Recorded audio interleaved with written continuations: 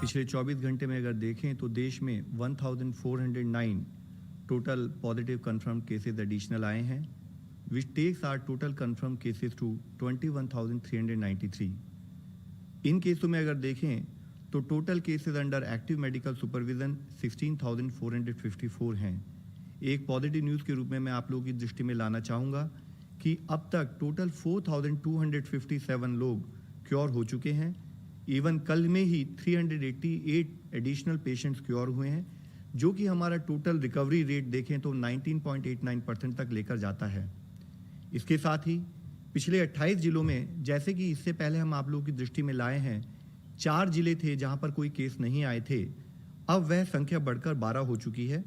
8 नए जिले ऐड हुए हैं, वह हैं चित्रदुर्ग कर्नाटका में, छत्तीसगढ़ में बिलासपुर, इम्फॉल वेस्ट मणिपुर में, आइजवाल वेस्ट मिजोरम में, भद्राद्री कोट्टागुडम तेलंगाना में, पीलीभीत उत्तर प्रदेश में, SBS नगर पंजाब में और साउथ गोवा के अंदर। इसके साथ ही देश में 78 ऐसे डिस्ट्रिक्ट्स हैं जहां पर पिछले 14 दिनों से कोई केस नहीं आया है। हमें हर संभव मिलकर यही कोशिश करनी है कि ऐसे जिलों की संख्या निरंतर बढ़ती रहे। इस स्थिति के अंदर देखें तो 33 नए जिले ऐड हुए हैं, जो कि 9 स्टेट में ऐड हुए हैं जहां पर कि पिछले 14 दिनों से कोई केस नहीं आया है।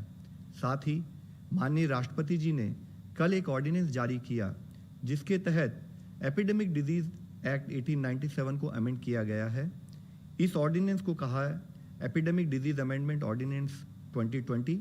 इसके अनुसार कोई भी व्यक्ति हेल्थ केयर सर्विस प्रोफेशनल के अगेंस्ट वायलेंस के किसी भी एक्ट में इंडल्ज ना करे या एपिडेमिक के दौरान किसी भी प्रॉपर्टी को कोई भी लॉस या नुकसान ना पहुंचाए।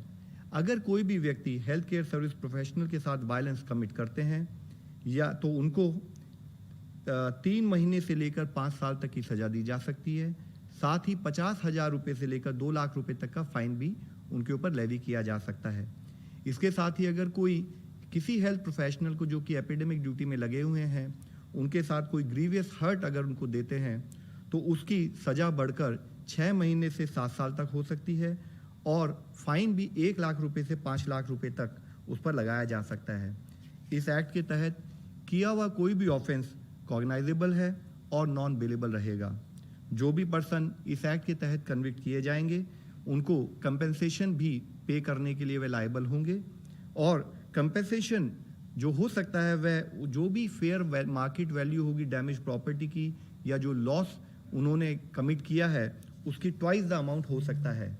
मेरी आप सब लोगों से यही विनती है कि हमारे जितने भी कोविड योद्धा हैं हमें उनका सपोर्ट लेना है।